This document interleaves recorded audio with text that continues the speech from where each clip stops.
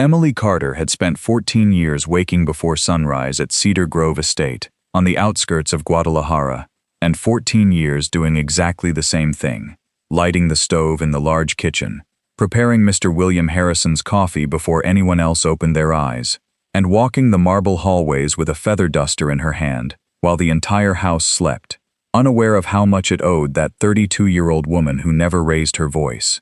The mansion had 22 rooms, 3 interior courtyards with stone fountains, brought from Puebla, a library with more than 2,000 volumes that no one but Mr. Harrison read, and an oil portrait of Mrs. Eleanor Harrison that presided over the main foyer, looking toward the door as if waiting for someone to return. Emilie cleaned that portrait with a care the other employees found excessive, running the soft cloth over the gilded frame as if she were combing the hair of someone still alive. No one in the family knew, or perhaps they preferred not to remember, that Emilie's mother, Margaret Carter, had been the one who cared for Mrs. Eleanor during the 2 years in which illness slowly consumed her, when no doctor in the city wanted to take responsibility for such an advanced case, and when Mr. Harrison, then a 40-year-old man desperate not to lose his wife, hired a young widow from a nearby town because no one else would accept the job. And Margaret did not merely care for Mrs. Eleanor's body. She read to her in the afternoons, sang the songs the sick woman requested through feverish delirium, and stayed beside her through her final breath, when even William himself could not enter the room beneath the weight of his grief. That had happened 26 years earlier, when Emilie was still a 6-year-old girl, waiting for her mother while sitting on the service stairs, and although time had erased nearly every visible trace of that history, Mr. Harrison had never stopped feeling that he owed that family something no salary could ever repay. "Good morning, Emilie," he said every morning, always in the same gentle voice, sitting at the kitchen table instead of in the formal dining room, something his children considered an eccentricity of old age. "Did you sleep well?" It was the only question of that kind Emilie received anywhere in the house. The others, when they spoke to her, did so to point out a stain on the floor, a delay in the meal, or some supposed act of disrespect that existed only in the imagination of the person accusing her. Richard Harrison, the eldest son, barely looked at her when they crossed paths in the hallways, as though her presence were part of the furniture. Patricia Harrison Blake, the daughter, had a particular way of addressing her that combined the politeness learned in private schools with a contempt that needed no crude words to wound. "Emilie, dear, could you take care of this?" she would say, and the false tenderness of that dear weighed more heavily than any direct insult. Only Olivia, Patricia's daughter, a 19-year-old university student studying design, treated Emilie like a complete human being. She asked about the things she liked, whether she had eaten, and whether the pain in her back that sometimes made her stop on the stairs had improved. Emilie appreciated those gestures, but she also learned not to depend on them, because she knew that a house like that had rules not even a granddaughter's goodwill could change. Mr. Harrison was 78 years old and had a heart the doctors described in increasingly cautious terms. He spent his mornings in his study reviewing papers he no longer fully understood, and his afternoons in the garden, seated beneath the same jacaranda tree he had planted on the day Richard was born. Sometimes he called Emilie over to sit with him for a moment, not to ask anything of her, but simply to talk about small things, the weather, a story in the newspaper, a memory of Margaret that appeared without warning. "Your mother had a way of folding sheets that no one else ever learned," he told her one October afternoon, while the wind moved the branches above them. "I tried to have other employees do it the same way, but something was always missing. I think it was the affection with which she did it. That cannot be copied." Emilie smiled, although inside she felt that familiar tightness that appeared every time someone mentioned Margaret. 18 years had passed since her mother died of pneumonia that had not been properly treated, at a time when Emilie was still a teenager, and money for a good hospital did not exist in her world.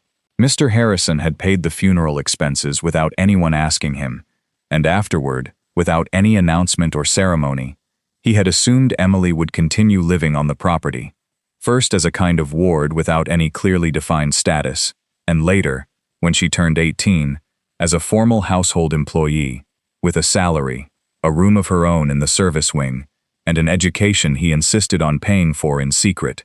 Evening accounting classes, followed by a technical diploma in business administration that Emilie completed at 24, without the Harrison family ever learning that the framed certificate existed, hidden at the back of her wardrobe. "One day you are going to need that," Mr. Harrison had told her, when she doubted whether she could continue studying between 12-hour shifts. "The world changes faster than this family wants to admit, and I am not going to live forever." Emilie never fully understood why such a powerful man cared so much about the education of a servant's daughter, but she did not allow herself to build hopes around it either. Experience had taught her that the generosity of the wealthy could disappear from one day to the next, especially when children were involved who considered every peso given to someone else a direct theft from their inheritance. That was why she remained silent about her diploma, about the hours she spent reading books from the library after her shift ended, and about the way she had, without intending to, come to understand better than any of Mr. Harrison's children how the money in that house truly worked. Richard Harrison, by contrast, had spent 15 years at the head of Harrison Group, the textile and agricultural export company his father had built from nothing in the 1970s, and had spent nearly as long convinced that running a business consisted of signing documents prepared by others and appearing at dinners where business was discussed without any need to understand it completely. He was 51 years old, had a marriage that survived more through inertia than affection, and possessed a weakness for the city's private gaming tables that no one in the family mentioned aloud, although everyone, in one way or another, suspected they existed. Patricia, 47, had married Gerald Blake, a man who managed a chain of pharmacies inherited from his own family, though with less success than he liked to admit. Patricia had built her entire identity around the Harrison name: charity luncheons, society columns, the golf club where her membership cost more than the annual salary of any employee at the estate. Anything that threatened that status, even an employee whose temperament was too dignified for her liking, became an annoyance that had to be corrected. The afternoon when everything Emilie believed she knew about her place in that house began to twist was a warm, windless Tuesday in April, when Patricia organized a family lunch to celebrate her husband's birthday. Emilie had set the table with the same care as always: the blue porcelain dinnerware used only on special occasions, the embroidered napkins Mrs. Eleanor had purchased during a trip to France decades earlier, and a centerpiece of white flowers Emilie herself had cut from the garden that morning. Everything proceeded without incident until Richard, already several glasses of wine in, began speaking about the company's difficulties in a tone that allowed no questions, and Mr. Harrison, from the head of the table, did something that surprised everyone. "How much money was withdrawn from the reserve fund last month, Richard?" The silence that followed was so dense that Emilie, who at that moment was clearing the first course plates, felt as though the air itself had stopped. "Dad, I do not think this is the time," Richard replied, forcing a smile toward the other diners, as if it were a family joke rather than a direct question. "I asked you something simple. How much was withdrawn? There were some extraordinary operating expenses. Nothing I cannot explain to you at the office, not at the table, in front of—" Richard paused deliberately, and his eyes moved toward Emilie, who at that instant held a tray in steady hands, though inside she had already understood perfectly what her employer meant by that look. "In front of the servants." That was the phrase Richard did not finish, but everyone at the table understood it. "Emilie has watched this family grow since before you learned how to sign a check," Mr. Harrison said, without raising his voice, but with a firmness that made Gerald, his son-in-law, lower his eyes to his plate. "There is nothing at this table she cannot hear," Patricia intervened then, with the smile she used to diffuse uncomfortable situations without resolving anything. "Dad, please, let us not ruin Gerald's birthday with numbers. Emilie, would you be so kind as to bring out the cake? I think it is time." It was an order disguised as a question, like every request Patricia directed at Emilie, and Emilie obeyed without comment, withdrawing toward the kitchen with the tray still in her hands. But before she passed through the swinging door, she heard Patricia lower her voice, speaking only to her husband and brother, though not low enough to prevent Emilie, after years of practice listening without being seen listening, from catching every word. One of these days, my father is going to end up leaving this house to that woman, with the way he spoils her. I no longer know whether he treats her like an employee or like some long-lost daughter. Richard laughed, a short, unpleasant sound. Do not be ridiculous. She is a servant, Patricia. Dad has a code of honor toward people who served him well, nothing more. He will pay her a decent pension when she retires, and that will be the end of it. There is nothing to worry about. Emilie closed her eyes for a second in the kitchen, the birthday cake untouched on the marble counter, and took a deep breath before picking it up and returning to the dining room with the same serene face as always. She had heard similar comments for years, and over time she had learned to store them in a place in her chest where they did not hurt as much, although that afternoon, for some reason she could not explain, the phrase, "a servant, nothing more," continued circling in her mind long after the party ended. That night, after the house fell silent and the guests had left, Mr. Harrison called her into his study. It was unusual for him to summon her so late, and Emilie felt a stab of concern when she saw how tired he looked, sunk into his leather chair with a blanket over his legs, even though April was not a cold month. Sit down for a moment, Emilie, not as an employee. Sit down as who you are. She obeyed, though with her usual discomfort, settling on the edge of the chair in front of the desk, her hands clasped in her lap. I heard what my daughter said in the kitchen, he said without preamble. Do not think I am so old that I fail to notice when someone lowers their voice so they will not be heard. Mr. Harrison, you do not have to. Let me finish. I have spent years watching how they treat you in this house, and I have spent years remaining more silent than I should have, because I thought protecting you quietly was enough. But I am no longer sure I have the time I thought I had, and there are things I want to tell you before it is too late. Emilie felt her stomach tighten. There was something in Mr. Harrison's tone, a gravity unlike anything in their previous conversations, that made her fear the worst about his health. Are you all right? Do you need me to call Dr. Spencer? I am fine tonight, daughter. The word daughter left his mouth with a naturalness that surprised them both, and for a second neither knew what to say. Forgive me. It is an old habit that slips out when I think about your mother. You do not need to apologize. Mr. Harrison remained silent for a moment, looking toward the window where the garden could be seen, barely illuminated by moonlight. And then he spoke in a voice that seemed to come from very far away, from a time before Emilie herself existed. Your mother saved my life twice, Emilie. She did not merely care for Eleanor until her final day, something no doctor in this city was willing to do, because the case was already beyond a cure, and no one wanted that failure on their record. That alone would have been enough for me to owe her everything I have. But there was something more, something I never told anyone, not even my own children. In 1999, when the crisis struck every textile exporter in the country, this estate came within less than a month of being lost entirely. The banks had cut off credit, foreign buyers were canceling contracts, and I had debts I could not pay without selling my father's property, the very land where you were born. Your mother, who at that point had worked here for only 3 years since Eleanor's death, learned about my situation not because I told her, but because she overheard a telephone call she was not supposed to hear. And instead of remaining silent, as any prudent employee would have done, she came to me with all her savings, money she had put away for years, after selling the only piece of land her own father had left her in her village. A small plot, but one that belonged to her, the only thing she had in the world apart from you.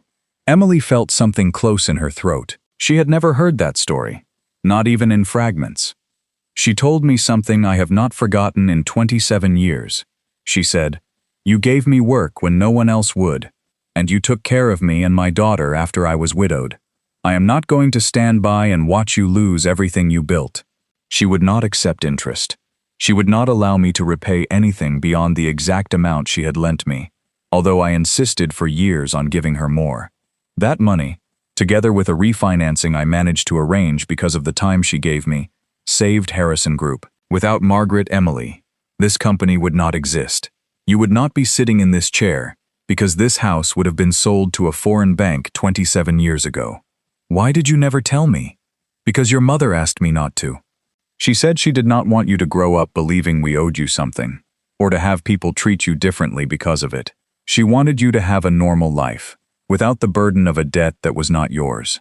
I respected her wish while she was alive, and afterward, I continued respecting it out of habit, I suppose, or cowardice. But I can no longer remain silent, because time is growing short, and there are decisions I must make, and I want you to understand them now, before they arrive, so they do not take you by surprise or hurt you. Mr. Harrison, I do not need you to leave me anything. What you have done for me, my education, this roof over my head, is already more than I ever could have imagined. I know, and that is precisely why I trust you more than anyone. He paused, and his thin, age-spotted hands trembled slightly on the desk. I am going to tell you something I perhaps should not, but I would rather you hear it from me than through rumors. I have spent months reviewing the company's accounts with an outside accountant, someone from beyond the family, someone I trust completely. There are irregularities, Emilie. Movements of money. Richard cannot explain, or explains with stories that do not match one another when I compare them carefully. Are you certain? Not entirely yet, but enough to worry me. And what worries me most is not the money. Money can be recovered, replaced, even forgiven if there is genuine remorse. What worries me is that if something happens to me tomorrow, and at my age that something can happen at any moment, this company and this family will be left in the hands of people who confuse privilege with merit, and who treat the people who have shown them the greatest loyalty as if they were invisible. I cannot allow that. I owe it to your mother, and now, after so many years, I realize I owe it to you as well. Emilie did not know how to respond. She felt gratitude, fear, and a kind of vertigo all at once at the thought that her life, so carefully built upon discretion and silent work, might change in a way she had never sought or desired.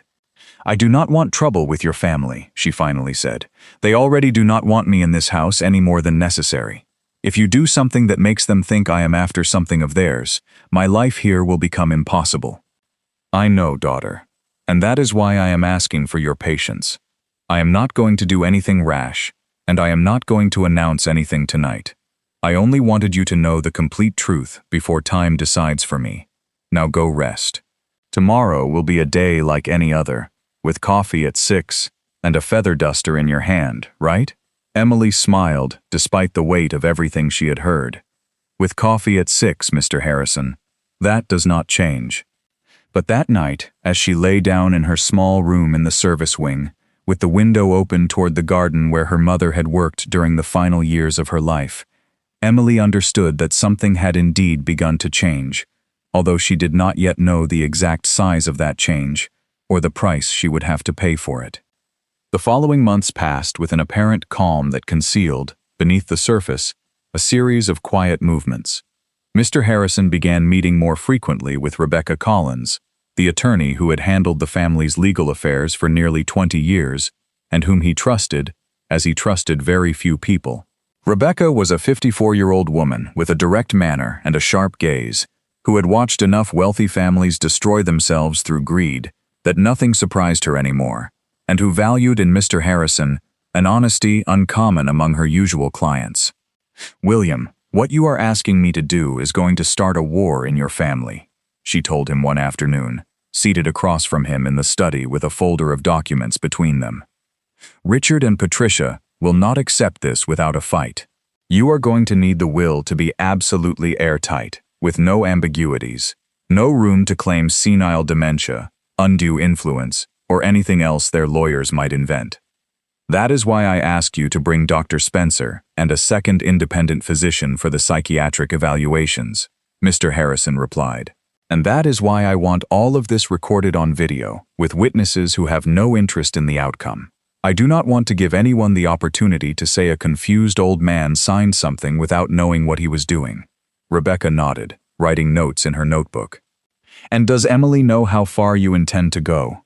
She knows the essentials. She does not know the exact details, and for now I prefer it that way. I do not want her to carry the weight of knowing how much I am going to leave her before it becomes necessary. She already has enough to endure from my family every day." What Mr. Harrison still did not know for certain, although he suspected it, was how far Richard's situation had deteriorated. For 3 years, Richard had frequented a private gaming room in downtown Guadalajara, one of those places without visible signs, where men with important surnames lost fortunes without anyone in their social circles ever finding out. He began by wagering amounts he could lose without consequences, and ended, as often happens, owing sums he could no longer cover with his executive salary, no matter how generous it was. The first time he withdrew money from Harrison Group without proper authorization was to cover a debt of 2 million pesos to a lender who accepted neither excuses nor extended deadlines. He convinced himself it was a temporary loan, that he would repay the money as soon as he closed an export contract he was negotiating with a buyer in Texas. The contract did close, but the profits were not enough to cover both the gambling debt and the hole he had left in the company's accounts. And instead of stopping, Richard did what men accustomed to having the world solve their problems do. He borrowed more, gambled more, and trusted that the next hand, the next contract, the next export season would finally fix everything. His wife, Catherine, with whom he had shared 22 years of an increasingly silent marriage, suspected something was wrong, although she preferred not to ask too many questions. Experience had taught her that Richard's answers when he felt pressured could be hurtful, and she had learned to build her life around her husband's absences instead of confronting them. One night in May, while Emilie cleared the dinner plates in the kitchen, she accidentally overheard a telephone conversation of Richard's drifting in from the hallway. He thought he was alone, with the study door partly open, and his tense, low voice left no doubt about the nature of the call. "I am telling you I will have the money next week. I do not need you sending anyone to the office, understood? I have a company to run, and if one of your people comes near my offices again, you are going to have a bigger problem than the one you already have with me." Emilie remained motionless for a moment, the tray in her hands, calculating whether she should withdraw in silence or whether her presence had already been noticed. She decided to move away with soft steps, but the sentence remained etched in her memory, adding to the uneasiness she had felt since her conversation with Mr. Harrison weeks earlier. She told no one. She knew that doing so would place her in an impossible position. If she spoke, they would accuse her of spying, of inventing stories to ingratiate herself with her employer, of meddling where she did not belong. If she remained silent when the time came, the guilt might weigh on her just as heavily. As she had done all her life, she chose to observe in silence and store every detail in a corner of her memory in case it ever became necessary. Mr. Harrison, for his part, had discreetly hired a forensic accountant named Robert Mercer, recommended by an old business partner whom he trusted completely, precisely because he had no connection to either the family or the company. For nearly 4 months, Mercer examined Harrison Group's books with a thoroughness Richard, consumed by his own problems, never noticed. The final report reached Mr. Harrison on a Monday in June, inside a sealed envelope that he opened alone in his study, with the door closed and the curtains half drawn against the afternoon sun. What he read confirmed his worst suspicions. During the previous 3 years, just over 11 million pesos had been diverted from the company's operating accounts into transfers that corresponded to no legitimate expense, disguised beneath vague labels such as external consulting and international representation expenses. Every authorization bore Richard's signature. That night, Mr. Harrison summoned his son to the library, a room Richard rarely visited because, as he joked, books made him sleepy. When Richard entered, he found his father seated beside the unlit fireplace, with Mercer's envelope on the table between them. "Sit down, son." "Dad, it is 10 o'clock at night. Is something wrong?" "Sit down and I will explain." Richard obeyed, though with the discomfort of someone who suspects something unpleasant is about to happen. Mr. Harrison slid the envelope toward him without saying anything else, and watched his son's face as Richard opened the report and began reading the first lines. He saw the color drain from Richard's face and watched his hands, so steady when signing contracts in front of foreign investors, begin to tremble slightly over the paper. "Dad, this has an explanation. These are expenses that— Do not lie to me, Richard. Not tonight. I have spent 40 years in business, and I can read a balance sheet better than any lawyer you might hire to defend you. These are not representation expenses. This is money you took to pay gambling debts, and do not tell me otherwise, because I have suspected your visits to that place downtown for a long time, and tonight I no longer feel like pretending I do not know. The silence that followed was long, broken only by the ticking of the grandfather clock Mrs. Eleanor had brought from Europe decades earlier. Richard, his eyes fixed on the report, finally lowered his head. I am going to fix it, Dad. I promise. I just need time, a couple more contracts, and— There is no more time, Richard. Not for lies. I am going to help you out of this, because you are still my son, and I will not allow you to end up in prison, or let this company collapse under your debts. But things are going to change, and I want you to understand that now, you will no longer have absolute control over Harrison Group's finances. I am putting oversight in place, someone I trust completely, who will review every movement before it is carried out. And if I find a single transfer without a clear justification again, there will be no second chance. Do you understand me? Who? Who is going to supervise? Are you going to bring in a stranger to interfere in family affairs? Mr. Harrison did not respond immediately. He simply looked at his son with an expression that mixed disappointment with weary tenderness. The look of a man who had loved someone for 51 years and continued loving him even while recognizing, with absolute clarity, that he could not entrust him with anything important. You will know when the time comes, he finally said. For now, I want you to begin paying that money back, discreetly, from your personal assets if necessary. Sell whatever you have to sell, and I want you to stop going to that gaming room today, without excuses. Richard left the library that night feeling genuine fear for the first time in years. Not only fear of losing control of the company, but of having lost something more difficult to recover: his father's full trust. What he did not imagine as he climbed the stairs toward his room with the weight of the conversation still in his chest was that the person his father had in mind to supervise the family's finances had been serving him coffee every morning at exactly 6 o'clock for 14 years. Patricia, meanwhile, had decided that Emilie's presence at the estate represented a problem that had to be resolved before her father committed some act of recklessness involving the inheritance. She had no concrete proof of anything, only the instinctive discomfort of seeing her father treat that woman with an affection she had never seen, directed toward his own children with such natural ease. She therefore decided that the best strategy was to discredit Emilie in Mr. Harrison's eyes before any affection could become something more dangerous. The opportunity, or what Patricia interpreted as an opportunity, arrived on a Thursday in July, when she noticed that an emerald brooch that had belonged to her mother was missing from the velvet box in the main dressing room. Patricia remembered seeing it the previous week, and when she could not find it, rather than searching calmly or asking the other employees whether someone had moved it during cleaning, she decided to call a meeting with her father and brother in the main sitting room, with Emilie present, to demand explanations in front of everyone. "Mother's emerald brooch is not where it has always been," she announced, her arms crossed, and her voice laden with an indignation that sounded rehearsed. "And the only person besides us who has regular access to that dressing room is Emilie." "Patricia, that is a very serious accusation," Mr. Harrison said, his face hardening in a way Richard, seated to one side, could not remember seeing in a very long time. "I am not accusing anyone yet, Dad. I am merely stating the facts. The brooch disappeared, and she cleans that room every day." Emilie, standing beside the door with her hands clasped in front of her, felt blood rise to her face, not from guilt, but from a humiliation she knew well, and that nevertheless never stopped hurting.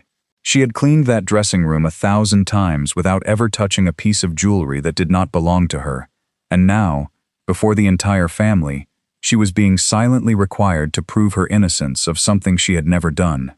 "I did not touch that brooch, Mrs. Blake. The last time I cleaned the dressing room was Tuesday, and everything was in its place then." "Of course, that is what you would say, is it not?" Patricia replied with a cold smile. "No one is saying you are a bad person, Emilie, but temptation exists, and we all know your financial situation is not exactly— Patricia, enough. Mr. Harrison's voice cracked through the air like a whip, something so unusual for him that even Richard flinched. You are going to be quiet right now, and you are going to search your own dressing room before you continue accusing someone who has worked in this house with more honesty than anyone else in this room. Dad, I cannot believe you are defending her before listening to your own daughter. I am defending her because I have known her since she was a child, and because in 14 years she has never, not once, touched anything that did not belong to her. Now go and search your dressing room calmly instead of staging a spectacle in my sitting room. Patricia, furious but unable to contradict her father in front of everyone, stormed upstairs in a tempest of contained indignation. 20 minutes later, she returned with a pale face and the emerald brooch in her hand. It was in the lining of my winter coat, she said, her voice much lower than before. I must have put it there myself and forgotten. There was no apology to Emilie. Patricia merely put the brooch away and withdrew to her room, leaving behind a tension that did not dissipate for the rest of the afternoon. Mr. Harrison, however, sought Emilie out later, when she was already preparing to end her shift. What happened today should never have occurred in this house, he told her, genuine sadness in his voice. I am sorry you had to endure it. I am used to it, Mr. Harrison. It is not the first time. I know, and that is precisely what hurts me most. He remained silent for a moment, looking toward the garden through the hallway window. Emilie, I want to ask you something, and I want you to think about it carefully before answering. I am going to need your help with some company matters over the next few months. Nothing that will interfere with your work here, but something that will require you to learn more about Harrison Group's finances than you have learned so far. Would you be willing? Emilie hesitated, aware that accepting would mean moving even closer to ground the family considered exclusively its own, ground where she, as a servant, had no right to set foot under the unwritten rules of that house. Are you certain it is a good idea after what happened today? I am more certain than ever, Mr. Harrison replied, precisely because of what happened today. During the following months, without the family's knowledge, Emilie began accompanying Mr. Harrison to some of his meetings with Robert Mercer, the forensic accountant, and Rebecca Collins, the attorney. At first, she did nothing but listen, taking discreet notes in a notebook she later kept at the back of her wardrobe beside the diploma no one knew about. But over time, her understanding of the numbers, nourished by the years of evening study she had kept secret, began to surprise even Rebecca, who one day, after an especially dense meeting about trust structures, looked at Emilie with an expression of genuine curiosity. "Where did you learn all of this?" she asked. "I have a technical diploma in business administration," Emilie replied with some shyness. "I completed it a few years ago, at night after my shifts. And you never used it? For what? No one in this house was going to hire their servant as an accountant." Rebecca did not answer immediately, but that night, when she remained alone with Mr. Harrison to review the final details of the plan they had discussed for weeks, she said something that finally convinced the old patriarch that his decision, far from being a sentimental whim, was the most sensible one he had made in years. "William, that woman does not merely deserve your gratitude. She has the actual ability to manage what you are going to leave her. I have seen heirs with master's degrees in business administration from Harvard who do not understand half of what she understood today in 1 hour of discussion." The day Mr. Harrison signed the new will was a gray, silent Wednesday in September, with a fine drizzle that never became a storm. Rebecca had organized everything with the precision of someone who knew every detail might later be questioned before a judge. 2 independent physicians, Dr. Spencer, who had treated Mr. Harrison for 15 years, and an outside psychiatrist hired specifically to evaluate his mental capacity, arrived early at the estate to conduct a complete assessment. "Mr. Harrison, could you tell me what day it is today and who the current president of the country is?" the psychiatrist asked in the neutral tone of someone who had asked the same question hundreds of times. "It is Wednesday, September 10th, and I am not going to say the president's name because I do not want this recording used later to debate politics at my funeral," Mr. Harrison replied, with a spark of humor that made even the more serious doctor smile. "The complete assessment. recorded on video from 3 different angles according to Rebecca's instructions, confirmed what everyone in the room already knew. Mr. William Harrison, at 78, with a weak heart but an absolutely clear mind, understood perfectly the scope and consequences of what he was about to sign. I am going to read the principal provisions aloud so there will be a clear record that you understand them before signing, Rebecca said, placing the document on the study desk, with the cameras still recording and 2 independent witnesses completely unrelated to the family seated along one side of the room. Go ahead. First, Cedar Grove Estate, including the residence, the surrounding 12 hectares of land, and all of its contents, shall pass in its entirety to Emilie Margaret Carter. Mr. Harrison nodded without taking his eyes from the document. Second, the Margaret Carter Foundation shall be established to provide educational scholarships for the children of domestic and agricultural workers in the Jalisco region, with initial capital of 30 million pesos drawn from Mr. Harrison's personal accounts, not from the company. Emilie Carter shall be appointed president and principal administrator of the Foundation for Life, with authority to name her successor whenever she considers it appropriate. Third, 40% of the shares in Harrison Group currently held by Mr. Harrison shall be transferred into a trust jointly supervised by Emilie Carter and attorney Rebecca Collins, on the condition that no transfer of funds greater than 500,000 pesos may be executed without the explicit approval of both parties. The remaining 60% of the shares shall be divided equally between Richard Harrison and Patricia Harrison Blake, who shall retain their current executive roles subject to this oversight. Upon hearing that final clause, even the psychiatrist, who was supposed to remain neutral, raised his eyebrows slightly. Rebecca continued without stopping. Fourth, a lifetime monthly allowance equivalent to 150,000 pesos shall be established for each of Mr. Harrison's children, independent of their roles in the company, ensuring their personal well-being without direct access to the operating funds of Harrison Group or the Foundation. Fifth, Rebecca continued, lowering her voice slightly, aware that this was perhaps the most delicate clause of all. If an independent audit already in progress determines that any member of the family misappropriated funds before the date of this will, that member shall have the option to restore the corresponding amounts from his or her personal assets within a period of 18 months, without that automatically giving rise to criminal action by the family, provided the repayment is completed in full. If repayment is not completed, Emilie Carter and attorney Collins, in their capacity as trustees, are authorized to proceed in accordance with the law. Mr. Harrison remained silent for a moment after hearing that final portion, his gaze lost somewhere beyond the desk. Are you certain about this particular clause, Mr. Harrison? Rebecca asked with a gentleness unusual for her. It is the one most likely to generate conflict. I am certain. I am giving my son an honorable way out, an opportunity many fathers would not give, but I will not allow my negligence as a father to become the ruin of this company's workers after I die. Emilie understands the weight of protecting the people who depend on this business. I trust that she will know how to use that clause with justice, not revenge. He signed the document with a pen that had belonged to his own father, the original founder of what would later become Harrison Group, and when he finished, he stared at his signature for several seconds, as if he needed to confirm that he had truly done what he had just done. There is one more thing, he said, before Rebecca put the documents away. I want to record a message, not for the will, but for Emilie. Something she can watch after I am gone, explaining all of this in my own words, not merely through legal clauses.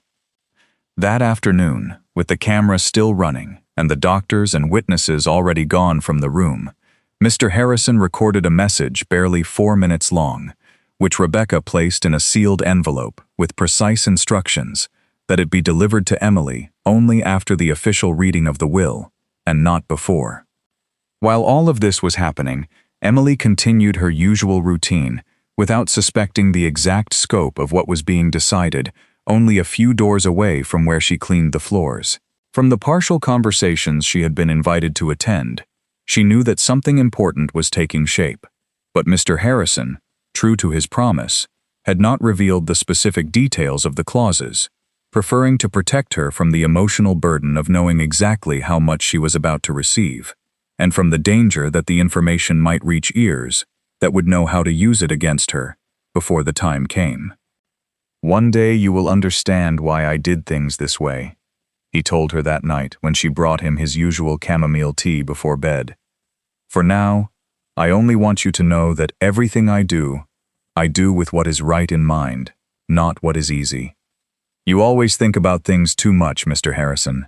Sometimes I worry that you tire yourself more by thinking than by resting."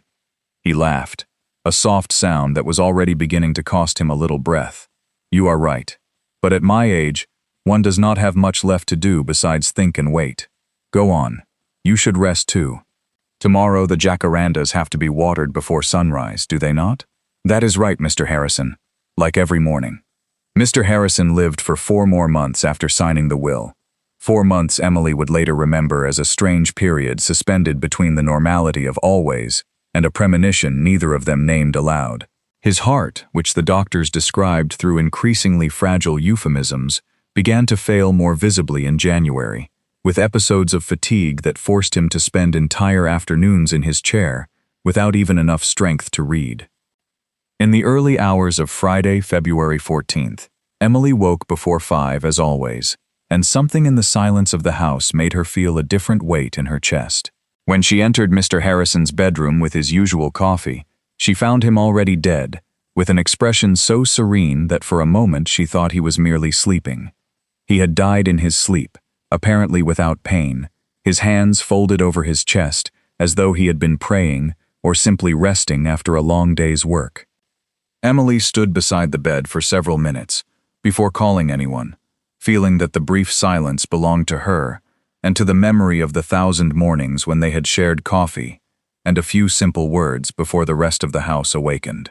Then, with trembling hands but a steady voice, she called Dr. Spencer, and afterward the family.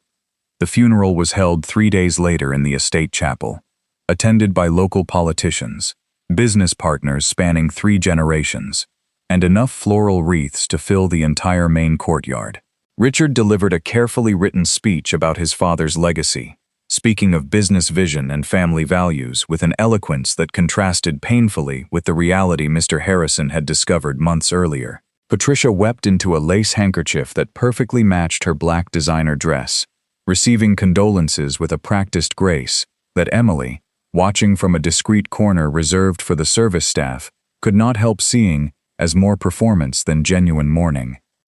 Emilie, by contrast, remained nearly invisible throughout the ceremony, dressed in a simple black suit she had purchased herself, without jewelry or any gesture that called attention to her grief, which, though few knew it, was as deep as that of any of the children present. Only Olivia, the granddaughter, approached her during the reception afterward and took her hand with a sincerity that contrasted with the general coldness of the atmosphere. "He loved you very much, Emilie. I know, because I saw it on his face every time he spoke about you. I am so sorry." "Thank you, Olivia. He loved you very much too. I wish my mother and my uncle could see things the way you and he did." Emilie did not respond, but gently squeezed the young woman's hand, silently grateful for that gesture of humanity, in the midst of a day that otherwise felt entirely foreign to her, as though her grief had no legitimate place in the official mourning ceremony, for a man she had secretly loved with the depth of a daughter. The reading of the will was scheduled for the Monday following the funeral at attorney Rebecca Collins's office in downtown Guadalajara, in a discreet office building that contrasted with the estate's ostentation. Rebecca had insisted that the reading take place in a neutral setting, away from the family home, specifically to prevent emotional reactions from spilling out uncontrollably, although, as she would soon discover, no environment could have been neutral enough to contain what was about to happen. Richard arrived on time, dressed in a dark suit that still carried the air of mourning from the funeral, accompanied by his own attorney, a man named Daniel Whitman whom he had hired weeks earlier, perhaps sensing that something in his father's conversations with Rebecca promised nothing simple. Patricia arrived 10 minutes late with Gerald at her side, and an expression of impatience she did not bother to conceal. "I hope this does not take too long," she said, taking one of the chairs in front of Rebecca's desk. "I have a Charity Foundation committee meeting at 1. "It will be as brief or as long as necessary, Patricia," Rebecca replied with the professional calm of someone who had presided over dozens of similar will readings. "Before we begin, I want to inform you that, under your father's express instructions, another person with a legitimate interest in the document will also be present for this reading." "Who?" Richard asked, frowning. At that moment, the office door opened, and Emilie entered wearing the same simple black suit she had worn at the funeral, her hands clasped in front of her, in a gesture that, without her knowing it, was exactly the same one her mother had made 30 years earlier. "Emilie?" Patricia straightened in her chair, with a mixture of confusion and alarm she barely attempted to hide. "What is she doing here?" "Please take a seat, Emilie," Rebecca said, deliberately ignoring Patricia's question. "We are going to begin." Emilie sat in the chair farthest from the desk, the one closest to the door, as though even at that moment, her body instinctively sought the most discreet place in the room. Richard watched her with a mixture of irritation and bewilderment, unable to understand why his father's former employee was seated in the same room where a document he assumed belonged exclusively to the Blood family was about to be read.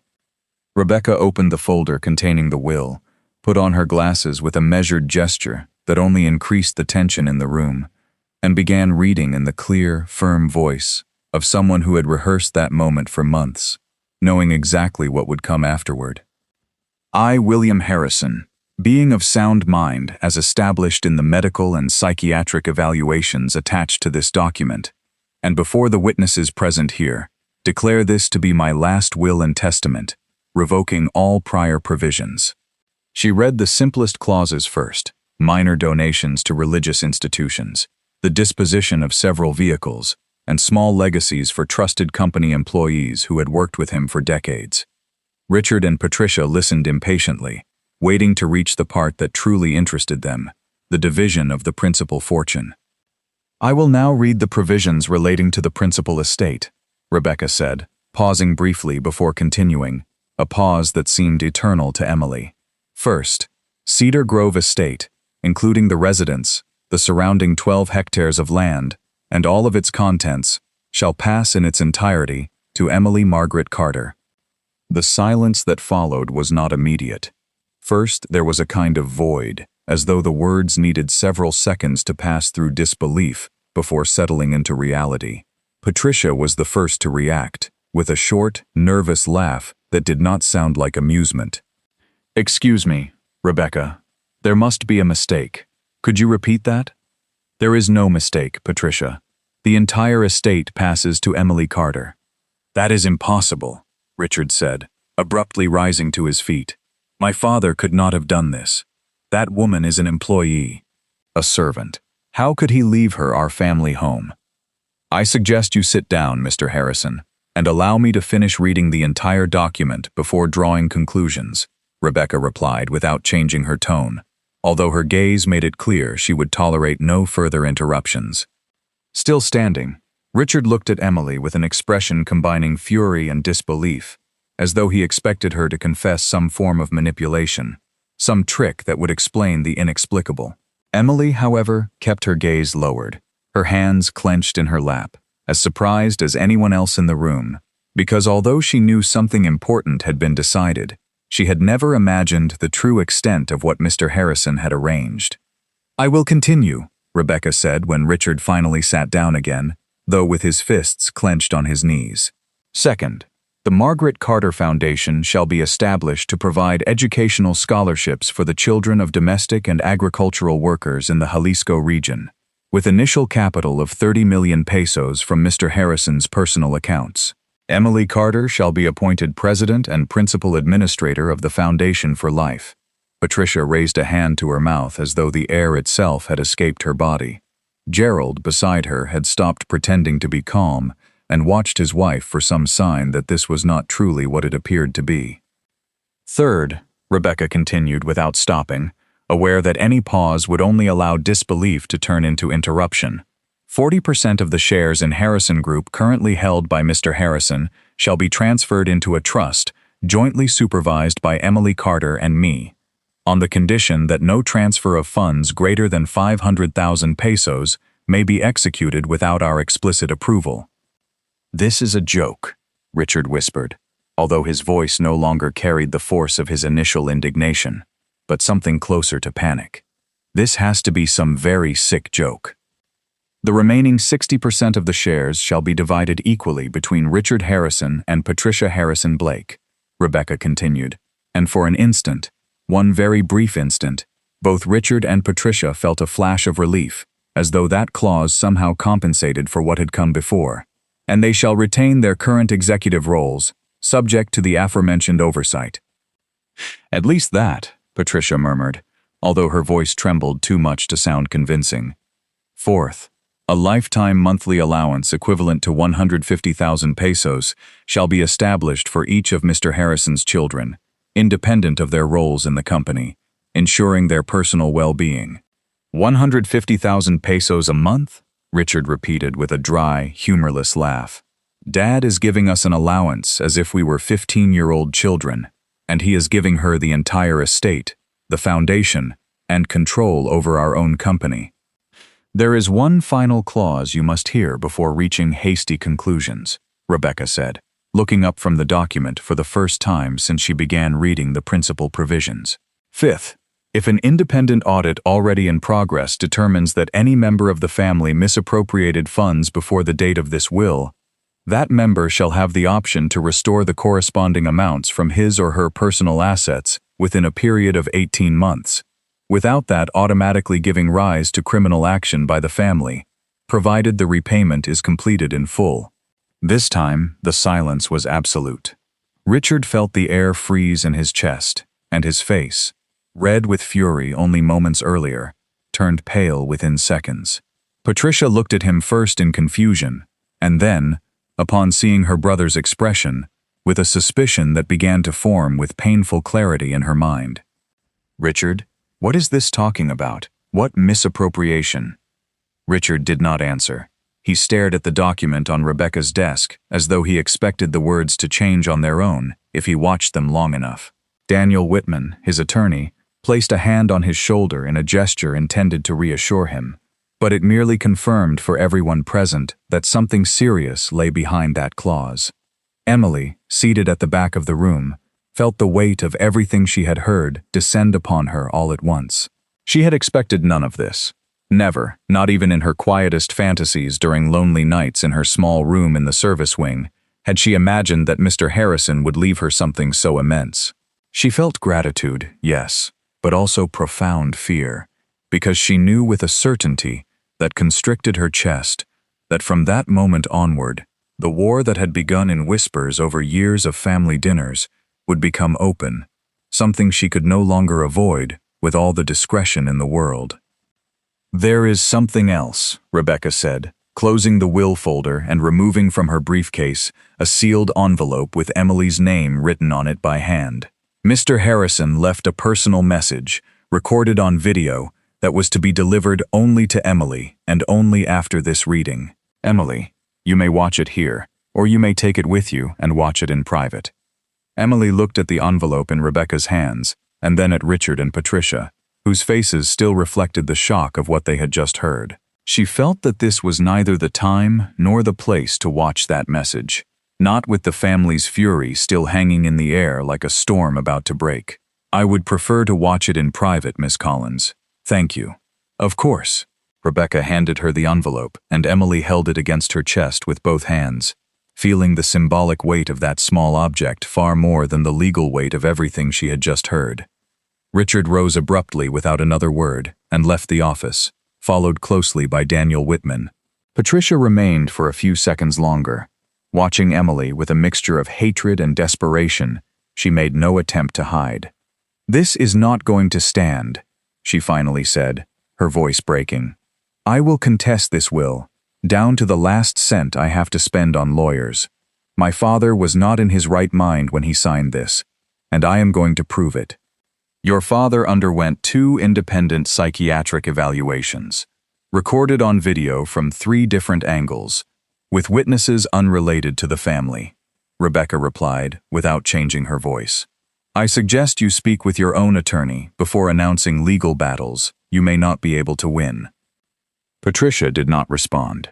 She stood, picked up her purse with trembling hands, and left the office without looking at Emilie even once, leaving behind a silence that, for the first time in 14 years, Emilie felt belonged to her as much as to any of the Harrisons.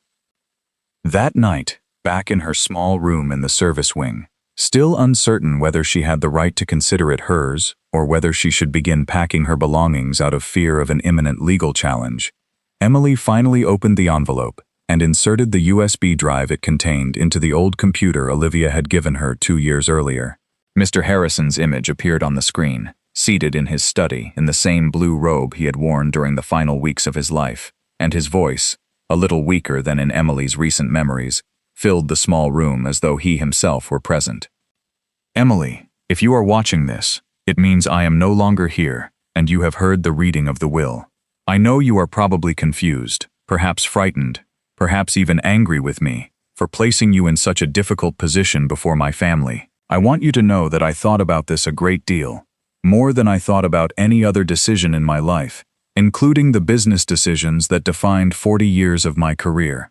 He paused, and in the recording he could be seen taking a deep breath before continuing. "Your mother gave me everything, without asking for anything in return, twice, during the most difficult moments of my life.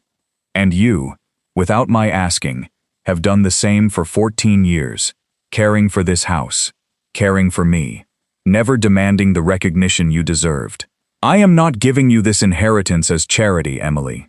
I am giving it to you because you earned it through years of honest work in a house that did not always treat you with the dignity you deserved, and because I trust that you will know how to use what I leave you to do good, not only for yourself, but for the people who work on this estate and in this company, people who depend on someone with integrity making the right decisions.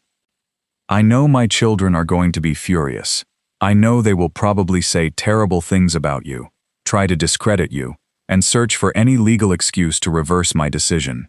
I want you to know that I did everything possible to make sure that does not work. But more important than the legal strength of the document, I want you to know that you are not alone. Rebecca will support you. Olivia, I am certain, will too. And wherever I may be after this, if there is anything after this, I will be proud of the woman you have become, just as I am certain Margaret would be. One last thing. Do not turn this into revenge. I know you have every right to feel anger over how they treated you for years, but the worst way to honor what I am leaving you would be to use it to humiliate those who humiliated you. Use justice, not revenge. There is a difference, and you, better than anyone I know how to recognize it. The video ended with Mr. Harrison smiling faintly toward the camera, a small gesture that Emilie felt as an embrace she could never again receive physically. She remained seated before the dark screen for a long time, weeping silently, not only from sadness, but from a gratitude so profound that she could find no words sufficient to name it. The days following the reading of the will transformed Cedar Grove Estate into a silent battlefield. Richard shut himself inside his company office for hours, speaking in whispers with Daniel Whitman and with accountants he hired in haste to search for some irregularity in Mercer's audit that might invalidate the 5th clause of the will. Patricia, for her part, began a subtler but equally destructive campaign, calling the same friends from the golf club and charity committee with whom she normally shared trivial gossip, now with a far more enticing story to offer. I do not know exactly what happened, but that woman manipulated my father during the last months of his life, she told Laura Bennett, her closest friend, during lunch at the club. He was sick, confused, and she took advantage of him. He left her practically everything. The story, repeated and embellished in every successive conversation, began circulating through Guadalajara's social circles, with the speed characteristic of rumors among people with too much free time and too much interest in the lives of others. By the time it reached Emilie, it had transformed into something far more serious than the original version. There was talk of manipulation, even witchcraft in the most exaggerated versions, of an ambitious woman who had spent years planning to take the fortune of a defenseless old man. Emilie, now formally installed at the estate, although she still felt she was walking through a space that never quite felt like her own, heard these rumors through Olivia, who relayed them with genuine indignation. "I cannot believe my mother is saying these things.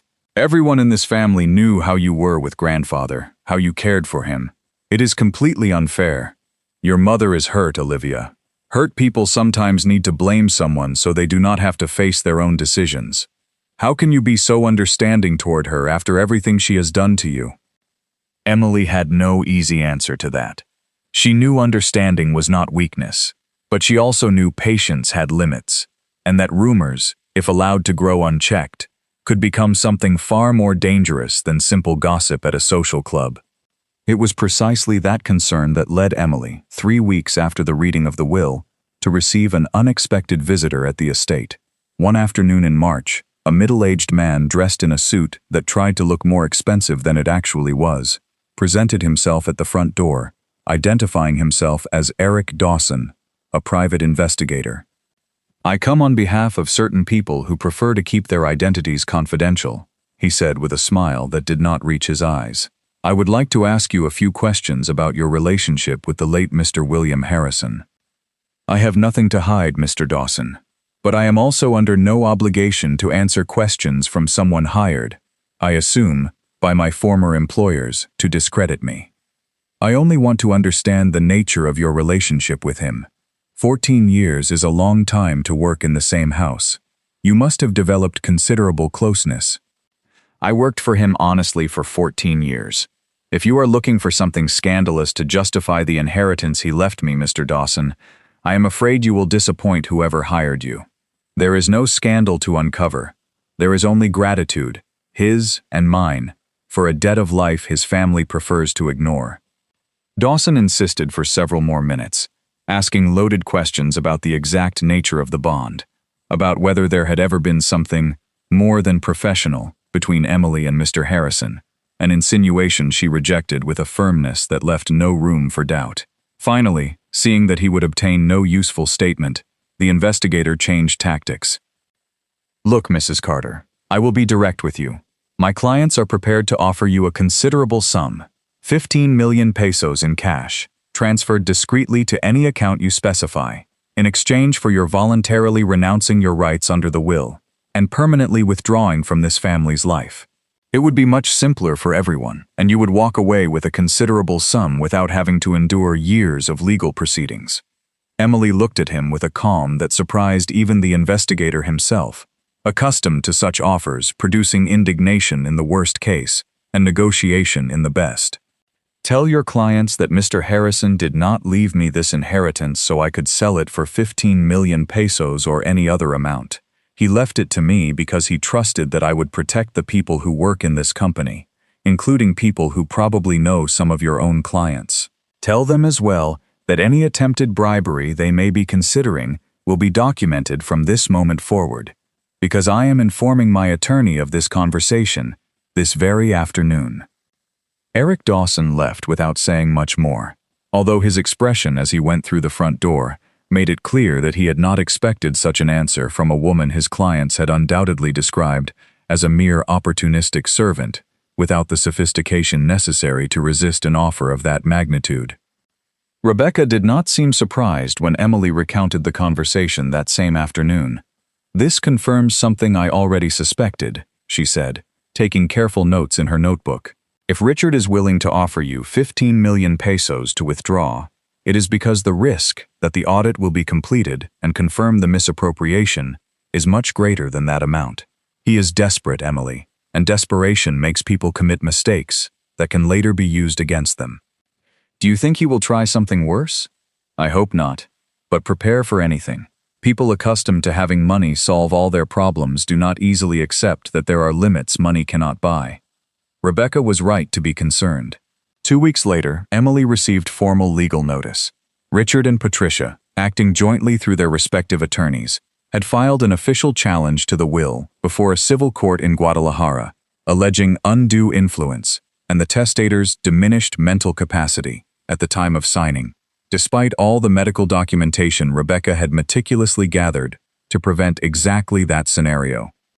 The news quickly leaked to the local press, always hungry for scandal among the city's wealthy families.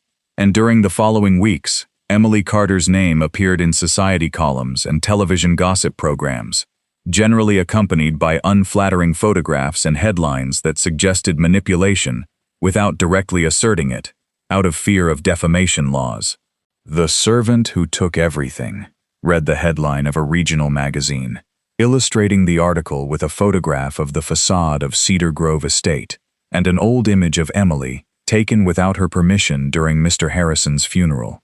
The article, written in a tone that shifted between morbid fascination and feigned indignation, portrayed Emilie as a calculating figure who had spent 14 years patiently weaving her way into another family's fortune.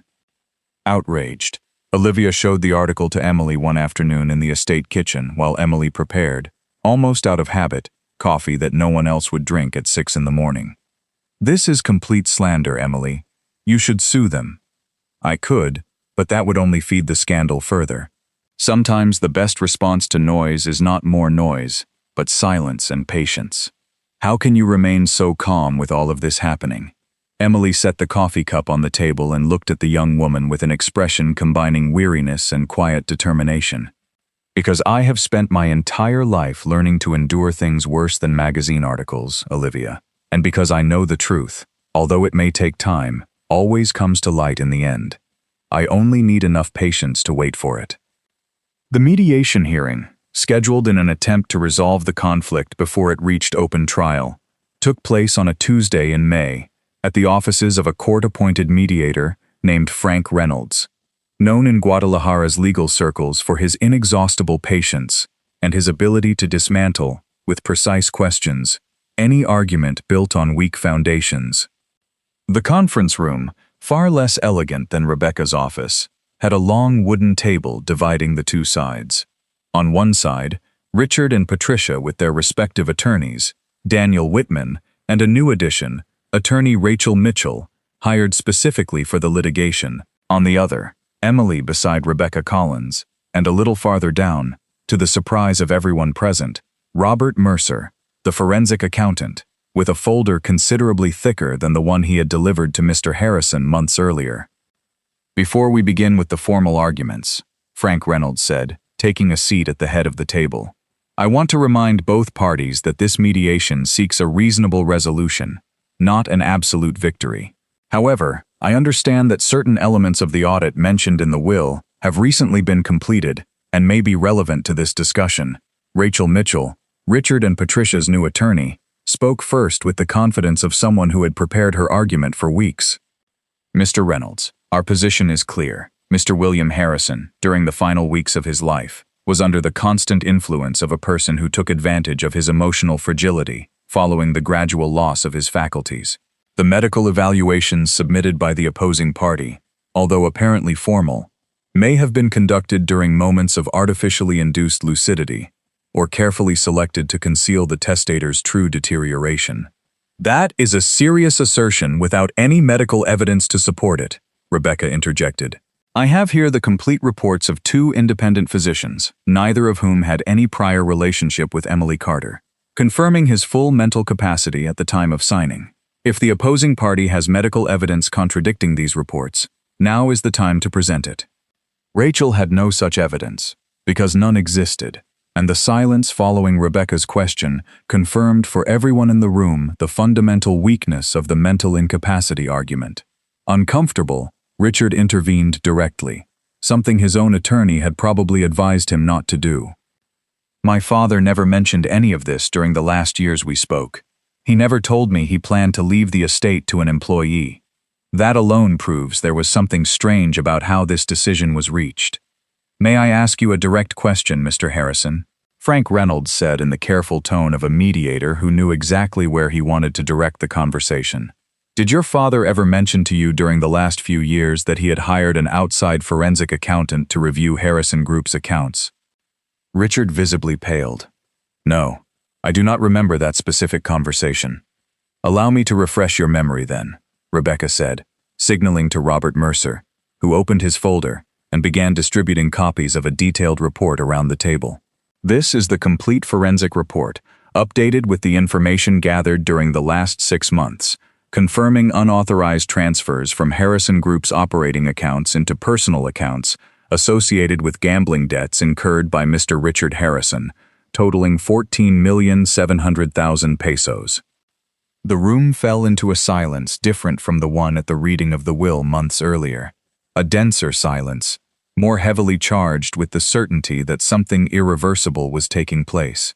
Patricia looked at her brother with an expression mixing genuine disbelief and a fury she could barely contain. Richard, tell me this is not true. Catherine, this is not the time, Patricia. 14 million pesos? In gambling debts? All this time you were stealing from the company while our father was dying. And on top of that, you have the nerve to fight because an honest employee received what he decided to leave her? It is not that simple. It is exactly that simple, Rachel Mitchell interrupted, her voice tense with the realization of an attorney beginning to understand that her case, built on the premise of undue influence, was collapsing in the face of evidence her own client had never mentioned to her. Mr. Harrison, why did you not inform me of this before filing this challenge? Richard did not answer. He kept his eyes fixed on the report in front of him, unable to meet the gaze of anyone in the room. There is something else you must consider, Rebecca said, taking advantage of the silence to deliver what would, without exaggeration, be the decisive blow of the entire mediation. Mr. Harrison's will includes a clause allowing Richard Harrison to restore the misappropriated funds within 18 months, without that giving rise to criminal action. That clause remains in force, provided the current challenge to the will is withdrawn.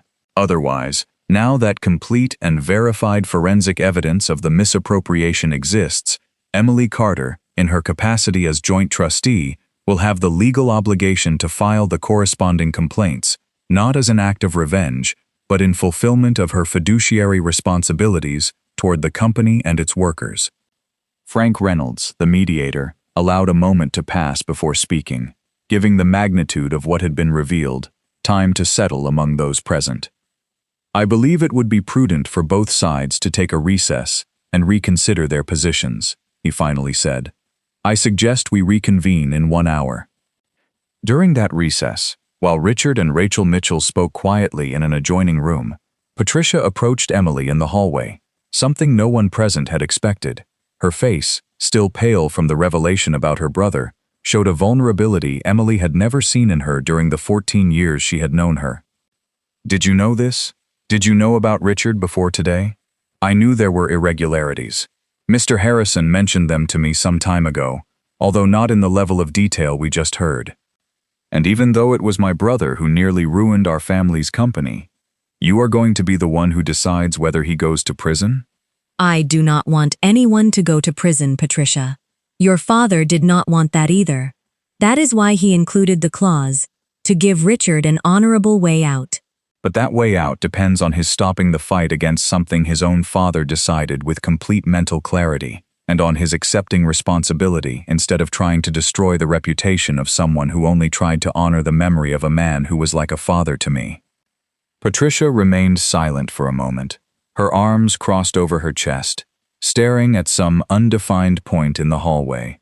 For years, I thought you were a threat to my family. Now I do not know what to think. You do not need to think anything right now, Patricia. You only need to decide whether you want to continue fighting your father's wishes, or whether you would rather begin rebuilding what remains of this family with what truly matters. When the session resumed, Rachel Mitchell announced, in the carefully neutral voice of an attorney who had just lost a battle she should never have accepted in the first place, that her client was willing to withdraw the challenge to the will, subject to confirmation that the repayment clause would remain in effect. My client acknowledges the irregularities identified in the forensic report, she said, deliberately avoiding looking at Richard as she spoke, and formally requests the benefit of the terms established by the testator for repayment of the funds within the stipulated period. We accept those terms, Rebecca replied, provided the repayment includes a payment plan subject to quarterly verification by an independent auditor, and provided Mr. Harrison also agrees to begin supervised treatment for his gambling addiction as an additional condition to prevent any future recurrence that could again place the company at risk. Richard, who had kept his head lowered throughout the negotiation, finally looked up. "I accept those terms." Patricia, seated beside him, said nothing for several seconds. When she finally spoke, her voice sounded different from the one she had used for months in the city's social circles, and different as well from the voice she had used at every family dinner when she treated Emilie like an inconvenient piece of furniture. "I am withdrawing my challenge, too." She paused, looking directly at Emilie for the first time since entering the room that morning.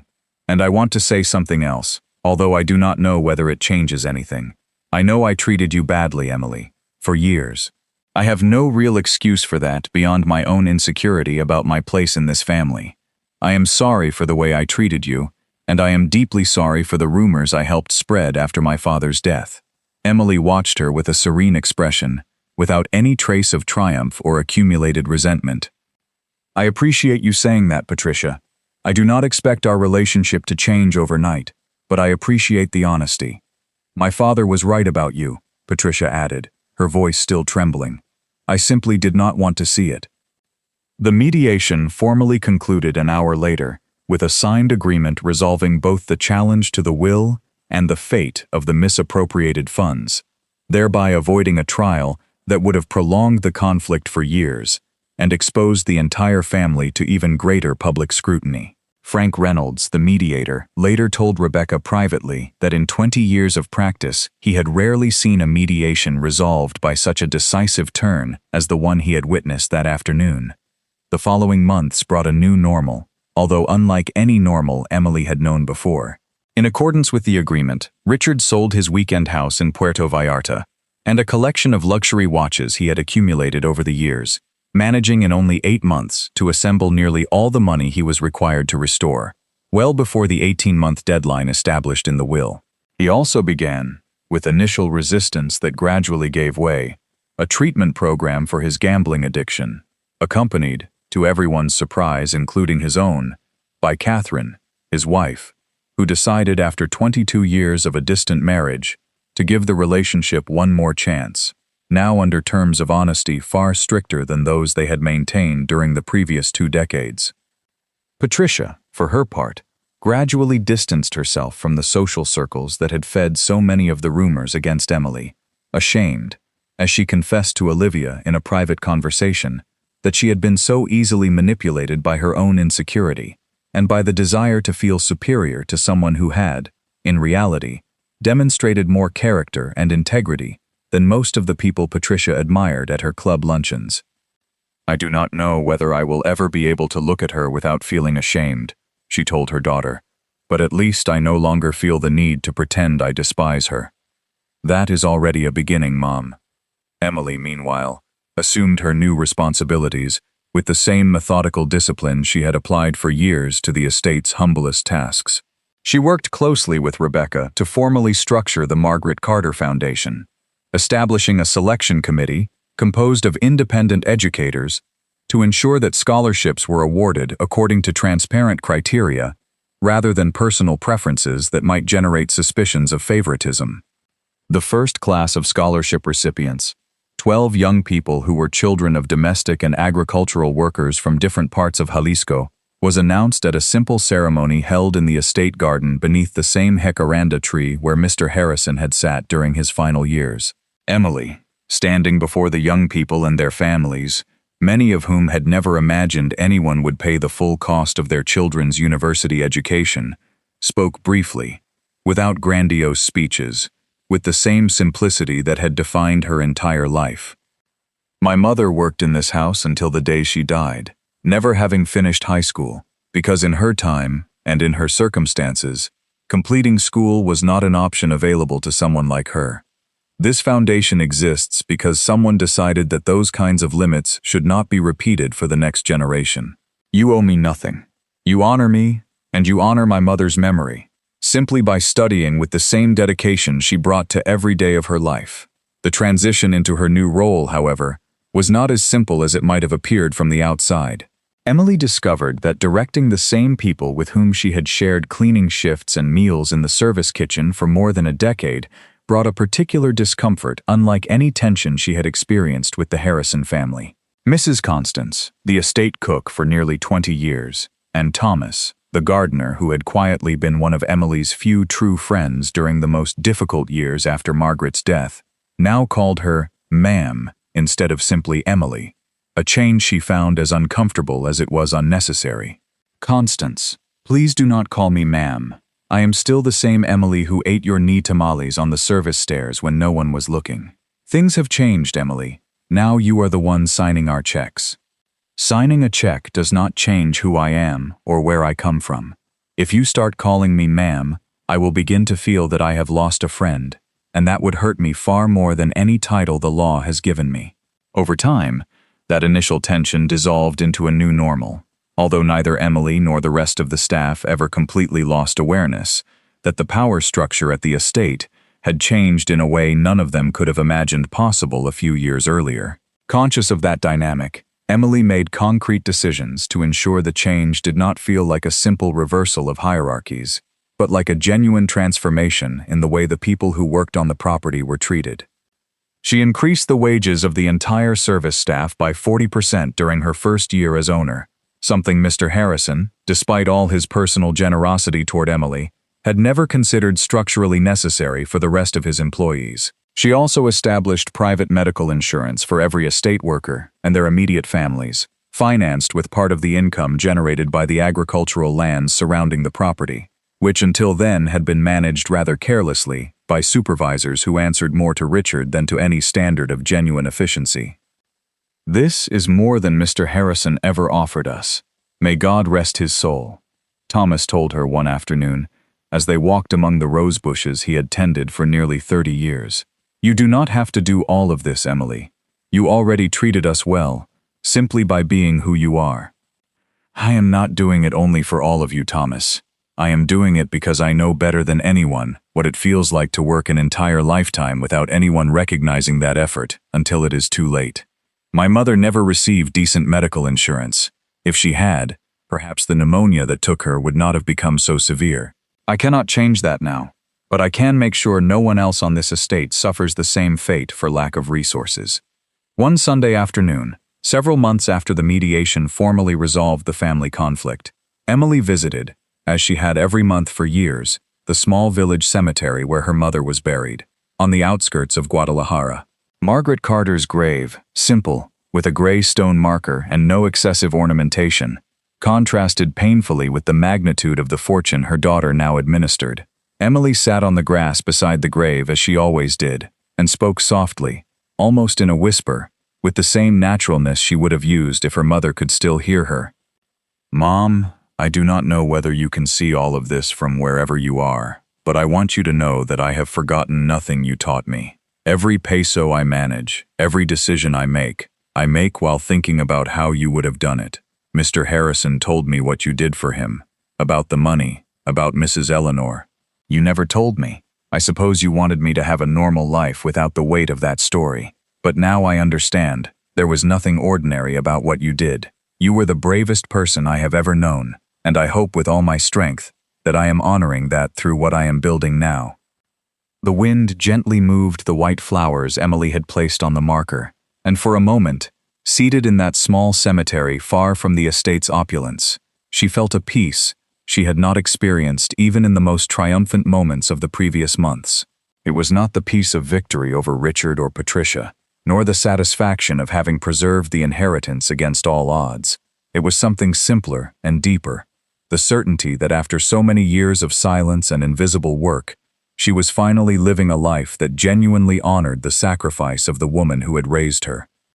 Olivia, who had finished her design degree that same year, surprised the entire family, especially her mother, by announcing that instead of accepting a position at an interior architecture firm in Mexico City, she preferred to remain in Guadalajara and work directly for the Margaret Carter Foundation, helping Emilie develop the educational programs and design the community spaces they planned to build on a portion of the estate lands designated specifically for vocational workshops for young people from rural communities. You could have a far more glamorous career in the capital, Patricia told her daughter, with a mixture of pride and concern she no longer tried entirely to disguise. Why do you want to stay here working on this? Because this matters more, Mom, And because Emilie has taught me, without realizing it, more about what honest work means than any professor I had at the university. When Olivia told Emilie of her decision, Emilie felt an emotion she could not immediately name, a mixture of gratitude and a new responsibility, that of guiding someone who had voluntarily decided to build her life around the same values Mr. Harrison and Margaret had unknowingly planted in the soil of that estate decades earlier. You do not have to prove anything to me, Olivia. You have already shown more loyalty than most people show in an entire lifetime. I am not doing it to prove anything to you, Emilie. I am doing it because I want to be part of something that actually changes people's lives, not merely decorate the homes of people who already have everything they need. Among the Foundation's first 12 scholarship recipients was a young man named Ethan Reed, the son of a laundress from a village near the estate, who had shown an exceptional talent for mathematics since childhood, but whose family had never possessed the resources even to consider the possibility of a university education. Ethan, 17 years old and possessed of a shyness that concealed remarkable intelligence, arrived at the scholarship announcement ceremony wearing the only formal shirt he owned, borrowed from an uncle, and with an expression of disbelief that did not leave him all afternoon. I never thought someone like me could study engineering, he confessed to Emilie weeks later during one of the follow-up visits she insisted on conducting personally with every scholarship recipient. In my village, people like us work in the fields or clean houses. That is what there is. I never thought I would end up managing an entire estate either, Ethan. Sometimes life surprises us with opportunities we did not expect, but those opportunities only work if we put in the effort necessary to deserve them. You have the talent. We are merely removing the obstacles that kept you from using it.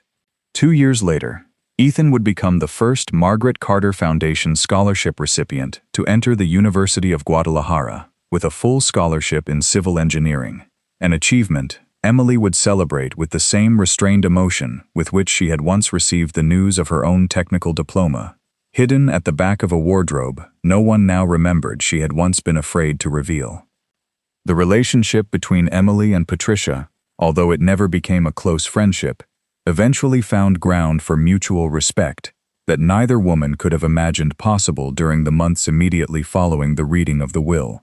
Patricia began to collaborate, timidly at first, on several of the Foundation's fundraising events, using her experience organizing charity luncheons, although this time for a purpose she genuinely felt was different from the social prestige she had sought for years through her earlier philanthropic activities. I never thought I would end up organizing events for your foundation, she told Emilie, with half a smile, during preparations for the second annual scholarship ceremony. Life has a strange sense of humor. Or perhaps it simply has a strange way of giving us second chances, Patricia. Both of us. Richard, for his part, completed full repayment of the misappropriated funds 8 months before the deadline, selling, in addition to the Puerto Vallarta house and watch collection, his memberships in 2 private clubs and a parcel of land he had inherited from his mother years earlier. He also continued treatment for his gambling addiction, with occasional relapses he reported with an honesty that surprised those who had known him for years, as a man incapable of admitting any weakness before his family. 1 year after the mediation, he sought Emilie out privately, something he had not done since before his father's death. I want to thank you, he told her without preamble, seated across from her in what had once been Mr. Harrison's study, for not destroying me when you had every legal right to do so, for giving me the opportunity to repair what I did instead of simply reporting me and letting everything collapse. Your father was the one who designed that clause, Richard, not me. I merely honored it. But you could have chosen not to honor it. You could have used your position to take revenge for years of contempt, and it would have been understandable if you had. You did not, and that says something about who you are that none of us managed to see for 14 years. Emilie did not respond immediately. She looked out the window toward the garden, where Mr. Harrison's jacaranda tree continued to bloom every spring, completely indifferent to the human dramas unfolding beneath its branches. Your father taught me something I have not forgotten, Richard. He told me not to turn this into revenge, because revenge always ends up consuming the person who carries it out. I would rather build something that lasts than destroy something merely to feel, for a moment, that I finally possessed the power I never had. The vocational workshop Emilie and Olivia had designed together over months of planning finally opened 2 years after Mr. Harrison's death, on a 3-hectare parcel of land that had previously been used only for growing agave in the farthest reaches of the main estate. The building, simple in its lines but carefully conceived, included workshops for carpentry, industrial sewing, basic electrical work, and computing, all equipped with materials donated partly by the foundation itself and partly by local business owners who, after learning Emilie's story, decided to join a project they considered genuinely transformative for the region. The opening ceremony brought together nearly 300 people, including scholarship recipients, community families, municipal authorities, and, to some people's surprise, several journalists from the same outlets that 2 years earlier had published articles suggesting Emilie had manipulated a defenseless old man to take his fortune. This time, however, the questions they directed to her during the brief press conference after the ceremony had an entirely different tone. "Mrs. Carter, what would you say to those who questioned the legitimacy of the inheritance you received 2 years ago?" asked a journalist from the same outlet that had published the article titled, "The Servant Who Took Everything."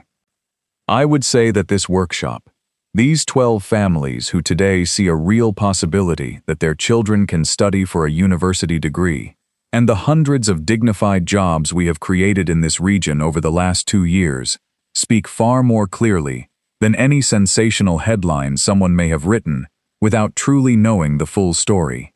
I do not need to defend myself against accusations that time has already disproved on its own. The response, brief and without evident resentment, appeared the next day on the front pages of several local newspapers, this time accompanied by photographs from the opening and interviews with beneficiary families who spoke with genuine gratitude about the impact of the Margaret Carter Foundation on their lives.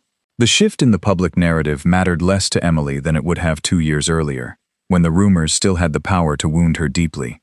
Now, with the quiet certainty of someone who had built something genuinely valuable, public opinion had become secondary to the satisfaction of watching Ethan Reed, dressed in a new shirt purchased with his first internship paycheck, deliver a brief speech before the crowd about what it meant to him to be part of the first generation of scholarship recipients. "When I was a child, my mother told me that dreaming big was a luxury poor people could not afford," Ethan said, in a voice that still retained some of the shyness Emilie remembered from their first meeting, but which now held a new firmness. "Miss Emilie showed me she was wrong. Dreaming big is not a luxury. It is a right that some of us were denied for generations, and that today, thanks to this foundation, many of us can finally exercise." Emilie, seated in the front row beside Olivia and Rebecca, and, to some people's surprise, also beside Patricia, who had insisted on attending despite the discomfort she still felt in certain public settings connected to her father's memory, felt her eyes fill with tears she made no effort to hide. She thought of her mother, of Margaret's cracked hands folding sheets for years, without anyone recognizing the value of that silent work. She thought of Mr. Harrison, seated beneath his jacaranda tree, making decisions that would forever change the lives of so many families he did not even know personally. And finally she thought of herself, of the 6-year-old girl who had waited for her mother on the service stairs, never imagining that one day she would be seated on that same property, listening to a 17-year-old speak about dreams that were now possible because of decisions she had made with integrity, even when integrity seemed the most difficult path available. That night, after the last guests had left the opening and the staff finished collecting the chairs and tables from the garden, Emilie walked alone through the hallways of the main residence, something she often did when she needed to think clearly, away from the noise of daily responsibilities. She stopped, as she did almost every night since Mr. Harrison's death, before Mrs. Eleanor's portrait in the main foyer, the same portrait she had cleaned for 14 years, with a care no one at the time fully understood. "You never knew me either, Mrs. Eleanor, but somehow all of this began with you, with the illness you had to endure, and with my mother, who chose to remain at your side when no one else would. Sometimes I think the most important things in our lives begin long before we are born, in decisions made by other people who never imagined how they would become intertwined with our own." She continued walking until she reached Mr. Harrison's study, which she had decided to preserve almost entirely unchanged, with the same books on the same shelves and the same leather chair worn by years of silent reading. She sat in that chair, something she did occasionally, not from empty sentimentality, but because she found in that space a particular calm that helped her think with the same clarity Mr. Harrison seemed to have possessed during the final months of his life. She thought about how much her life had changed in only 2 years. The girl who had grown up afraid of taking up too much space, speaking too loudly, or asking for too much, now directed a foundation with capital of more than 30 million pesos, jointly supervised with Rebecca, the financial decisions of one of the region's most important textile companies, and was responsible, to a great extent, for the well-being of dozens of families who depended directly or indirectly on the decisions she made every day. Yet despite all that accumulated power, Emilie had never felt tempted to become the kind of person who had once looked down on her. She did not buy ostentatious jewelry or luxury cars she did not need. She continued waking at 5:30 in the morning, although no one now expected her to make coffee for anyone but herself. And whenever time allowed, she continued helping personally in the garden beside Thomas, not because she had to, but because she found in that quiet work a connection to the life she had built before everything changed. A connection she refused to lose simply because her bank account now contained more zeros than before. "Your mother would be proud of you, you know." Rebecca's voice surprised her from the study doorway, where Emilie had remained working late as she reviewed several foundation documents. "Sometimes, I am not certain I deserve all of this, Rebecca. I keep waiting for someone to arrive one day and tell me it was all a mistake, that none of this truly belongs to me. You deserve it, Emilie, not because you are Margaret's daughter, nor because you cared for William for 14 years, although both things matter. You deserve it, because, with all the power to take revenge on those who treated you badly for years, you chose to use that power to build something that benefits far more people than yourself. That is not common, Emilie. Most people in your position would have chosen revenge without thinking twice. Mr. Harrison asked me not to. He told me to use justice, not revenge. And you listened to him, something many heirs with fewer legitimate reasons for resentment than you could never have managed. That says more about your character than any clause in a will." Emilie smiled, grateful for those words, and remained in silence for another moment in Mr. Harrison's study, feeling, perhaps for the first time since the reading of the will 2 years earlier, that she had finally made peace with the magnitude of the life she was now meant to live. Not every test Emilie faced during those first years came from the Harrison family. 8 months after the vocational workshop opened, a man named Nathan Burke arrived at the estate, claiming to be a distant cousin of Margaret Carter, through an uncle who had emigrated to Tijuana decades earlier, and with whom the family had lost all contact. He brought old photographs, yellowed letters, and a carefully constructed story of recent financial hardship, a sick daughter, unpayable debts, and a family business on the brink of bankruptcy. "We are family, Emilie, even though we have never met," he told her, seated in the estate's main sitting room, with a smile that tried to appear humble. "I know your mother, if she were alive, would not allow a relative to suffer this way when you have the ability to help."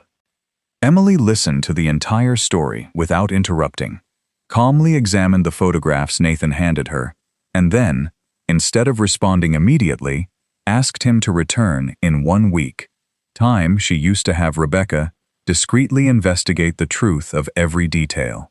The investigation revealed that Nathan Burke had no real family connection to Margaret Carter, and that he had attempted similar schemes with at least 3 other families in the region, who had received unexpected inheritances during recent years, each time presenting himself with a different family story, carefully adapted to the circumstances of each potential victim. When Nathan returned the following week, expecting a favorable answer, he instead found Rebecca beside Emilie, with a folder of documents on the table. "Mr. Burke, or whatever your real name may be, we have evidence that your story is false, and that you have attempted similar schemes with other families in Jalisco during the last 2 years, Rebecca said without preamble. "We can proceed legally against you for fraud, or you can leave right now and never approach this property again." Nathan, without the humble smile of the previous week, left without a word, and Emilie remained thoughtful for a long time after the door closed behind him. "Do you feel bad for not helping him?" Rebecca asked, noticing her expression. "I feel bad because I know there are people in my own extended family, real people with real needs, whom perhaps I should seek out and help instead of waiting for strangers to appear, pretending to be relatives. Perhaps it is time to find out what truly happened to my mother's family, instead of assuming I am alone in the world." That conversation led Emilie, with the help of a genealogist hired by the foundation, to locate, months later, a real maternal aunt, Margaret's younger sister, who lived in modest circumstances in a village in Michoacán, and with whom Margaret had lost contact decades earlier, for reasons not even the aunt herself remembered clearly, beyond the distances and financial difficulties that had separated so many humble families of that generation. The reunion, charged with an emotion Emilie did not expect to feel for a woman she had never known, became one of the most important relationships of her new life, and the aunt, Helen Carter, eventually became a constant presence at the estate, the only person with whom Emilie could speak about Margaret from the perspective of shared family memory, rather than only through the recollection of a daughter who had barely had time to know her mother truly before losing her. "Your mother was always the bravest one in the family," Helen told her during one of their first afternoons together in the estate garden. "When she decided to leave and work in Guadalajara, alone with a young daughter, everyone in the village said she was crazy, that a woman alone could not survive that way. She never listened to them. She said other people's fear was not her problem. I wish I could have known her longer, Aunt Helen. I was only 18 when she died. You knew her well enough, Emilie. It shows in the way you speak, in the way you walk, in the way you treated that wealthy family even when they treated you badly. You do not learn that by reading books. You inherit it, in blood and by example, even if the time you had with her was short." 5 years after the reading of the will that forever changed the destiny of Cedar Grove Estate, the property no longer resembled the silent, faintly hostile mansion Emilie had cleaned for 14 years without anyone truly noticing her presence. The land once devoted exclusively to growing agave now housed, in addition to the original vocational workshop, a community elementary school, built with funds from the Margaret Carter Foundation, a basic health center that treated the families of the region's agricultural workers free of charge, and a public library that bore, by unanimous decision of the Foundation's governing committee, the full name Margaret Carter Whitmore, the woman who had cleaned those same hallways decades earlier, without ever imagining her name, would one day be carved in stone above the entrance to a building dedicated to educating generations she would never know. Ethan Reed, now 23, had graduated as a civil engineer from the University of Guadalajara with the highest grades in his class, and had returned, by his own choice and without being asked, to work on the Foundation's infrastructure projects, supervising the construction of new community spaces on land donated by other estates in the region that, following Emilie's example, had begun establishing their own social responsibility programs. Richard Harrison, after completing his treatment and remaining free of relapses for more than 3 years, had cautiously rebuilt his relationship both with Catherine and with the family company, now operated under a model of oversight that he himself, to the surprise of those who knew him, had come to defend publicly as a necessary improvement for Harrison Group's long-term health. Patricia, for her part, had become a constant presence at Foundation events, not as a decorative figure seeking social recognition, but as someone who, as she herself admitted in private conversations with her daughter, had found in that work a purpose her previous years of charity luncheons had never offered her. Olivia, now the Foundation's deputy executive director alongside Emilie, had expanded the original model to 3 other estates in the Jalisco region, replicating the scholarship system and vocational workshops with the support of local business owners, who, motivated by Cedar Grove Estate's example, decided to invest in the educational development of their own working communities. On an October afternoon, exactly 5 years after Mr. Harrison's death, a simple ceremony was organized at the estate's main entrance to unveil a commemorative plaque, placed beside the old portrait of Mrs. Eleanor, that Emilie had kept in the same location throughout those years. The plaque, made of plain bronze without excessive ornamentation, bore neither the Harrison surname nor any symbol of power or wealth. In simple letters it read, "This house was built through the labor of hands that never asked for recognition. May no one who lives here ever forget that origin."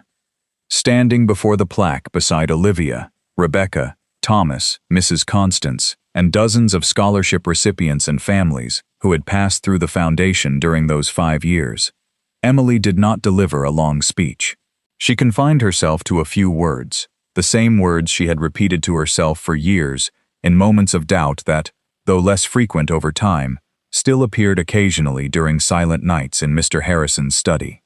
For a long time, I believed my worth depended on how much I could give without asking for anything in return, and that asking for something for myself was, in some way, a betrayal of the humility my mother taught me. Over the years, I understood that I was wrong. Dignity does not consist of silently accepting whatever treatment life offers us. It consists of knowing exactly what we deserve and working with patience and without resentment until the world finally recognizes it, even if it takes years.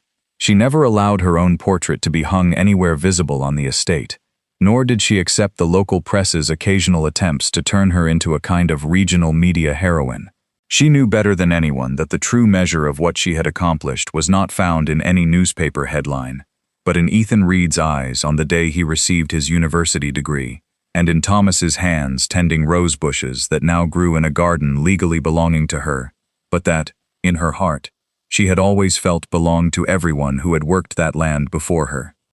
Because on paper, a house may belong to whoever signs the proper documents before a notary, but true belonging, the kind no one can take away or inherit through a will, is built through years of silent work, dignity maintained even when no one seems to notice it, and the quiet certainty that sooner or later, the truth always finds its way into the light, even if it sometimes takes 14 years to arrive, and even if it finally arrives in the unexpected form of a will, read on an ordinary Monday afternoon before an entire family that, for the first time in a very long while, fell completely silent.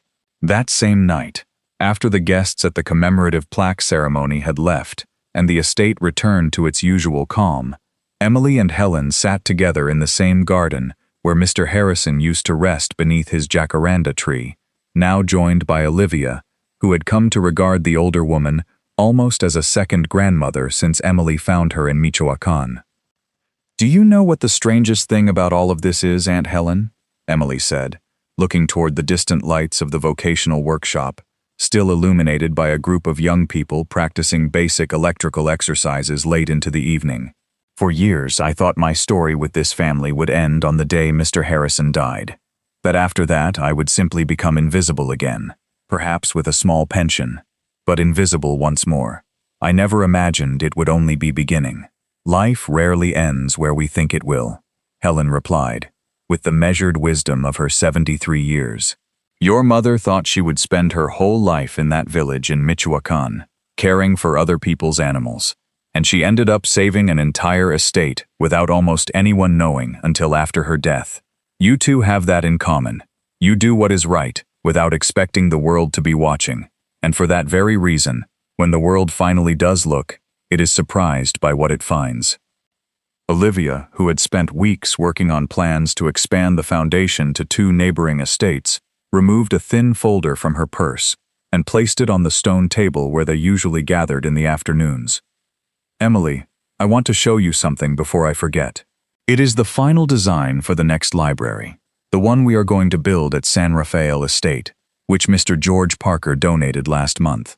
I wanted to ask whether you think it should also bear your mother's name, or whether you would prefer that we begin using other names for the next buildings, so we do not always repeat the same one."